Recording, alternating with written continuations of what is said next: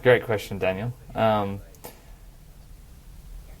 think first and foremost, as consumers, we've all been sold to, right? And we've all had icky experiences of people being overly pushy and trying to be really charismatic and extrovert and things, and those things can work in a business, selling to a consumer sort of environment. It's not sort of the space I specialize in, probably because of that very reason, right? Like business to business selling, being charismatic and pushy or using kind of icky tactics don't really work when it comes to selling into businesses, because you can't just make an emotional off the cuff, decision. I mean, you can, but you've got a boss to report to, budget to access, a business case to build, all sorts of things that kind of go along with that, right? So when it comes to selling B2B, I notice lots of founders kind of take the stuff that they haven't minded or have liked, or those sorts of things from the B2C selling experience, right? And they go out and try to sell to businesses like that, where they think that people can just buy, and if someone says that they're interested, that they're interested, and they're not just being polite for professional courtesy and things like that, right? So, and there's kind of almost ratchets to it, if you will, right? So you think about selling to a consumer, maybe they go to a partner or a sibling or someone to ask it for advice, right? You go to a small business owner, maybe they can make the decision, maybe they've got one business partner, they can kind of make the call themselves. When you start going up and you start having boards of directors coming in and multiple shareholders, and maybe you're selling into somebody who needs to go to the owner for approval, that creates an extra layer of complexity in the sale. Maybe you're actually not selling directly to the person who gets to make the buying decision, right? And that just starts becoming a bigger and wider, complicated map as you go from a smaller business to a medium business to a large enterprise, right? For me, I really came across this experience when I started selling into big corporates, and I went, I'm good at sales, I'm good with people, I should be right. And I started realizing just how complicated the buying process is in a larger organization, particularly when you're talking about big dollars, right? Like a lot of people have little discretionary spend of a couple grand on a credit card and things like that, in middle management. But if you're trying to sell a $50,000 offering or $200,000 offering or a multi-year deal of that sort of magnitude, right? They're making proper investments into your services, technology, whatever it is that you're selling, right? And because of that, rightfully so, they almost have a buying process, right? Like you get big enough, these organizations have procurement teams, not just a procurement person who specialize in evaluating buying, which can really complicate the process. And oftentimes too, people that you're selling to maybe haven't bought before or don't even cognitively realize just how complex making the purchase will be. They'll say to you, yeah, okay, so I'll go and talk to my boss and he'll sign it off, it'll be fine, right? And it's like when you're a trained salesperson and selling B2B professionally, you realize that, yeah, okay, they might have to go to their boss, but there might be a steering committee, and their boss might have official approval, but he might not actually have the confidence to spend that type of money without going and checking with his boss. Even though maybe rules-wise he can just do it, politically it's a good move for him to kind of check in, right? And so you start realizing that there's these map of stakeholders that you need to manage, and business cases you need to build, and understanding one of the big drivers in any type of sale, right? But particularly when sales get quite complicated, is a particular compelling event. If you're searching for a time that they have to spend the money by, they have to reach a certain target by, that your product or service helps them reach, that changes the game as far as getting you those kind of pieces connected. So I guess, this is a whole massive topic, and there's lots of selling methodologies out there. If you've never heard of sales methodology, I'm not talking about sales process, which is you do this, then you do that, then you do this. I'm talking about sales methodology. So if you look around the internet, the most basic form is called BANT. You can then move into things like MEDIC and SPIN and TAS. These are acronyms that kind of have formulas and processes, methodology behind them to evaluate sales and whether you're likely to actually sell a deal, and what do you do next, and how do you progress to actually closing something off than, you know, showing your product and hoping that that person knows how to buy. Anyway, big topic. Hopefully there's a few sort of nuggets in there for people to start opening their mind up to the areas that you need to push into when you're going and doing sophisticated B2B selling. My first business-to-business sale opportunity took place when I was about 9, and I was a paper boy, and I was selling from my uncle's news agency to local businesses. And I couldn't believe it. I had this product of value. It was worth $1, and I still heard all the objections. Well, I don't have any money today. And I'm like, it's just $1. I'd go to the hairdresser and they'd say, we're too busy to read the newspaper. I'd go to other people and they'd say, we don't believe in the newspaper. And I thought to myself, selling is difficult. That was business to business. And then we owned a pawnbroking business and were buying and selling second-hand goods. And a lot of those items were under $1,000. And as you mentioned, with the discretionary spend, anything under $100 would walk out the door for somebody who was, say, less than 21. Somebody who was younger than 30, they could spend up to $1,000 on a new set of golf clubs, on a new stereo, and they wouldn't have to ask their partner. And it was a very short, fast sales process. It was almost like stimulus response. I didn't know I wanted it until I walked in here and saw the price tag. Now I've got to have it. And it was as simple as that. And I wouldn't even know if you'd even call it selling. It was some great marketing, some great pricing, and then just the order taking. Would you like to pay cash or card? It was that simple. And then I moved into real estate. Now, when I was in real estate, I had to prospect, to present, and to close. And the genuine condition of selling the property was I had to speak to both partners. It wasn't an objection. It was a condition. There's 2 people on the mortgage. 2 people have to decide. Yep. But when I got into business-to-business selling, selling to a small business was one method and one approach. But a corporate, it took so much longer. The people who made the decisions, I didn't even know their names. I didn't even see them in the process. And I knew moving from that business to consumer space or business to small business was very different to a larger scale organisation. And there was a significant gap in my knowledge and my skill. And it was not something that you could learn out of the seam of your pants. You really needed to be guided through it. But I also believe that it takes a very different style of person to succeed in business to consumer sales and business to business. So when it comes time to hiring for business to business sales consultants, what are those different qualities? What are those specific characteristics that you're looking for in a candidate? Honestly, the biggest thing when it comes to hiring a good salesperson, particularly in B2B, is people who can ask good questions. Not just the people who are charismatic and extroverted and whatever else, right? It's the people who can ask really insightful questions, which allow the people they're speaking with to come to conclusions or understandings about the purchasing decision that they're making. And then you become a bit more of an advisor than, you know, a pushy salesperson, if you will, right? Like a great sign, for example, you know, when I'm interviewing, you go through the process, you've got all the questions that you ask, you finish up and you say, oh, have you got any questions for us, right?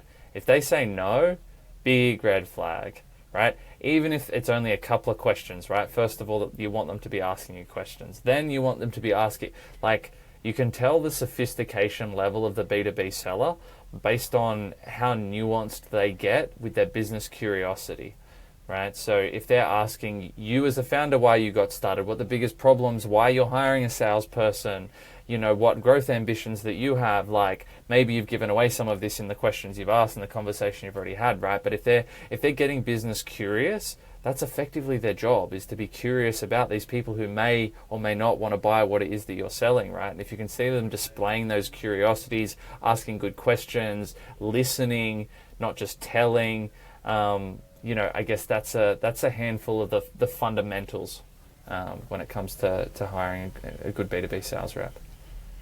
One thing that I personally hate is when somebody comes and attempts to sell something to me in business, is they try to build the relationship. It really pisses me off. I think if you want to sell something, just get down to business. And I noticed that when we jumped on the podcast today, we're on here for 30 seconds and you said, are you going to press record? and I really like that, because in business, there's two things that are really important, is time and money. And I'm always thinking, how can you save me time? How can you make me more money?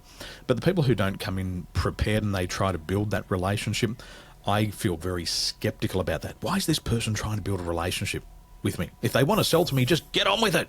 Just tell me, what have you got? Yeah. And that was one of my big shocks when I got out of selling business to consumer. In business to consumer, I was building that relationship. I was selling me, the major benefit of Daniel. But then in business to business, I noticed a lot of business people, when I got on the phone, they just said, what have you got for me? And it really threw me back. And then when I learned just to get down to business, and if I asked them a great question, they would tell me the answer. They would tell me, yes, I want to have this conversation, or no, I don't, and I don't want to waste your time. And that was a big shock, because in that transition, I hadn't been prepared for that. And so I know I have to behave differently selling business to business than business to consumer. And it's like, just to dovetail on that, right? Like, it's, people want to buy if you're solving a problem for them. Yes. They want to be sold to. Like, C-level executives in large organizations have problems, right? They have big objectives, and if you are able to do your research, figure out exactly what their problems are most likely to be, maybe you're not bang on the money, but if you're done close and you say, hey, you've got this problem, I've solved it for somebody else over there, they have budget and money to solve their problems. But they need someone who can very, very rapidly convince them that they're not a time waster, someone just trying to sell their wares, whatever else, that you can solve a really specific problem that they have, that they need to move the dial on ASAP. And then they're like, yes, please, let's talk more. You can build the relationship afterwards, right? Like, get in the door, figure out that it's a fit, and then we're humans, right? Like, let's build a relationship as we go. But if not, there is just so much volume out there in the business world of people trying to talk to people and do things, right? So good call out. During the pandemic, we did a lot of online selling, and we would funnel people in from YouTube and Facebook ads, and then would go to a live event. And one of the inner conflicts for me, because I've been selling to businesses for so long, is when I would do a webinar, it's a long form presentation and you're presenting for 90 minutes. And I would see the business people in the room typing, what's the offer? How much is it? And it's like, I'm sorry, sir, you're going to have to wait for the next 45 minutes as I drag you through this presentation. So the business people, they didn't buy through webinar, but the consumers did, and they wanted to go on that journey. And it took 90 minutes to complete the journey. The next part of the journey, we would do a 3-day live event. We would deliver our promise, but then to get to the next program, you had to wait a minimum of 1.5 days to be introduced to the program, and then you had to go through an application process. Business to consumer, they loved that. My business selling to the consumer loved it. But the business person said, Daniel, can't you just tell me the offer now? It's 30 minutes into this. I like you. I want to buy what you've got. Do I really have to wait for the next 1.5 days? And so that system of selling to business didn't work. It worked for business to consumer, but not business to business. But like you said here, if you walk into a business and you can solve a problem, or you can do a quick examination and identify a problem, and then you can diagnose it and you can offer a prescription to solve it, 20 minutes. In my experience, a business person will say, that's the problem, you've articulated, you've diagnosed it, we want the medication. I might not personally have to like you to do business with you, but if you can solve this problem, even better. And those characteristics and qualities are different. In one of your past fireside chats, you mentioned something very interesting. Being able to distinguish between the process of opening, navigating, and closing a sale. Now, from a mindset perspective, we often say there's people who are very good at starting things. There's people who can launch out of the gates with great energy, but it disappears really fast. There's other people who start a little bit slower, but they're like the perfect maintainer. They continue that same pace week in, week out, month in, month out. And then there's those people who are terrible starters, terrible at maintaining, but gee, they can finish things off really fast. And so we call this the energy of starting, changing and stopping. We also call it be, do and have. But the way that you've translated it into selling is opening, navigating and closing a sale. Can you step us through what are the differences in these three areas? Yeah, it's I mean, it really is what it sounds like, but the characteristics become more key as you get to larger dollar deals with more stakeholders, right? Open is literally getting getting someone who's even somewhat interested, right? Like opening the door, cold outbound, whether that's a call, a LinkedIn message, an email, whatever it takes, networking at a trade show, like just finding someone who wasn't aware, wasn't, across what it is that you do, being like, hey, let's actually have a conversation, right? And maybe it includes that initial conversation, right? But what happens is they go, okay, I'm open to having a conversation. That's the open. The navigation is like doing demonstrations, like, taking them through the evaluation process, right? Is this a fit for us, right? Maybe they're going out to market and they're looking at 3 different offerings, right? It's like, how are you meeting them in that process? Maybe you need to involve technical people on your end or their end or that type of thing, right? And like keeping that momentum happening during the sale as they're getting curious and asking questions and evaluating what it is that you do, right? And then there's the third piece of closing, which like can be as simple as a single conversation, or it can be as complex as, okay, we've decided we want to work with you. Now we have to go through the legal contracts, right? So now you're dealing with lawyers and they're going backwards and forth, and their lawyers kind of don't care how long it takes, and your lawyers do because you're pushing them and you're a small business, and then finally you get through the legal process, and then you got to go through procurement and get set up in their system so that they can actually send you money and release the funds that they need access to from their budget, and then you've got to get to contracts. It's like that whole it's almost like a bit project managey. Like what are the steps between where we're at right now and actually getting a signed off deal and really being able to like navigate your way through that in the appropriate way so that you actually get a signed deal.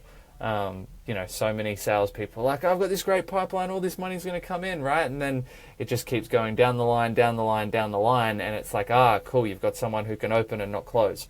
I had a guy like that who worked in one of my previous businesses, right? And he was getting meetings that I would really struggle to get, but man, they all just sat in the pipeline.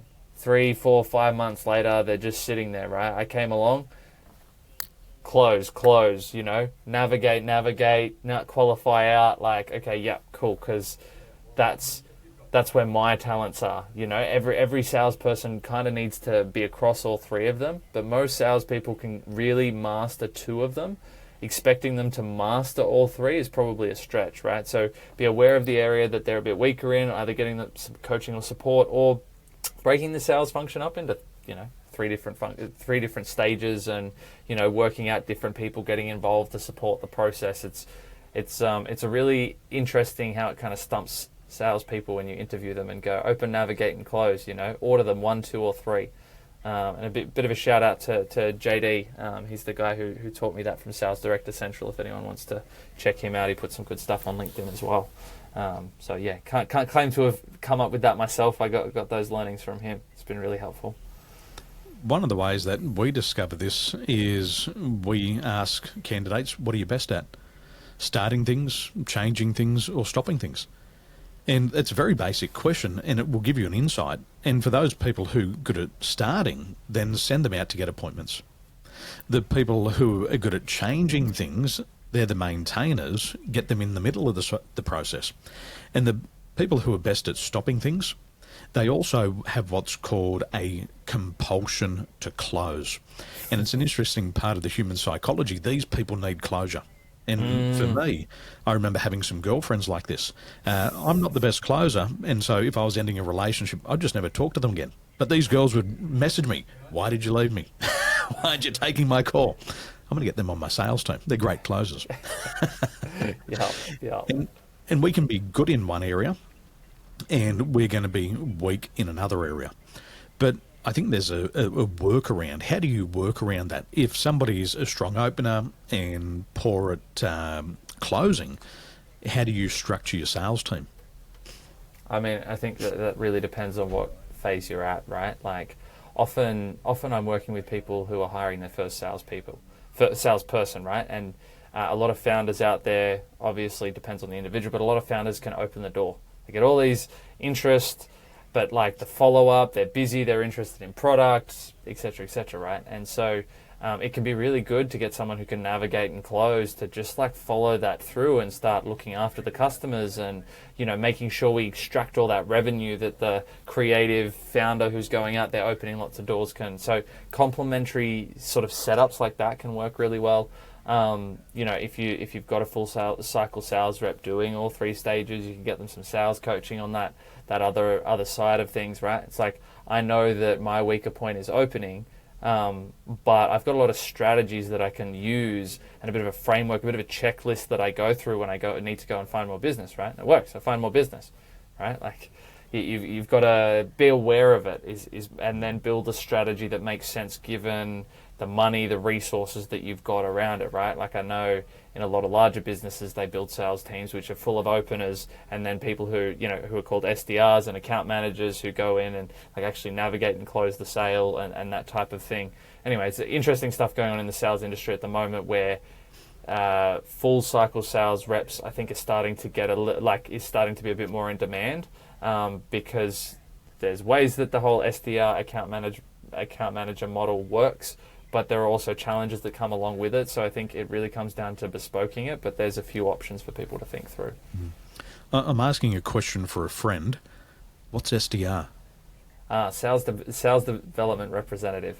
Okay, so basically they're people who go out and just do the opening bit, right? Like, they pick up the phone, they do the cold calls, they, send the cold messages or go out there networking. That first piece, the open. Okay, got it. All of us eventually have to hire somebody, and there's a lot of risk in hiring, especially when you're getting in sales people. A lot of business owners suffer from what's called an affinity bias, and you meet somebody and they're just like you. And after 15 minutes, 85% of them say, "Peter, you're just like me. I want you on my team." 5% of people have an affinity bias, and they make the hiring decision in the first minute. And what I see is people say, "I'm Daniel, I'm aggressive, I'm a great closer, Peter's like me, he's aggressive, he's a great closer. If we just have two of us, business is going to boom." Mm-hmm. But unfortunately, you're bringing people on the team and they don't have any complementary talent. They got the same talent as you, and there's going to be no diversity. Yep. So if a business is thinking about their first hire of a salesperson, what are the steps that they should be taking in that hiring process? It's a good question. It's very different hiring your first salesperson than it is hiring your fifth salesperson, right? The first salesperson needs to be much more flexible in their approach. They need to be able to learn on the fly. They need to be able to sell without all the marketing being worked out. So there needs to be this kind of openness, willingness to be flexible and not expect to just like walk into the role and just start, banging closed deals and smashing their OTE, right? If they've come from a big corporate environment. So that's probably the first thing, is like, do they have that kind of openness, flexibility into the way that they're looking to approach sales, as I guess a foundation. From there, I think it's really important, particularly for first sales hires, to actually have a bit of a sales ecosystem put together. I recommend this really good scorecard that a recruiting firm's developed called Justified Talent. So they've got a free scorecard on their website. It only takes 5 minutes to do, and it breaks down how sales hire ready you are, and gives you a score out of 100, right? Because the reality is 48% of first sales hires fail. in business, right? And it's like, that's very expensive, and time consuming and crappy for you as a founder, right? Like, And the cost for the founder, the average sales massive. process takes about 82 days. You've got to sift through 250 resumes, 16 will be right, but you'll find one person who's good, but then you've only got a 50% chance of getting that person on your team. So even if you find your perfect talent, they might have taken a job in between whilst you're trying to make that decision. And if you get it wrong, the cost of the bad hire is 3 to 5 times that person's annual salary. So if you're paying them $100,000, it could be a $300,000 to $500,000 mistake to your business. Yep, exactly. It's not cheap. So anyway, I do really recommend that scorecard test. Go check it out. It's free. It breaks down your sales function into 4 areas and things you need to do, so that when you do hire the salesperson, if they're not working it out, it's because you've hired the wrong person, not because you haven't done what you need to as a founder, right? I have a whole sort of supportive framework around that, and if anyone's interested, we can chat around that. I work in quite closely with that scorecard. But yeah, I do highly recommend that, just as a great free resource for people to look at using.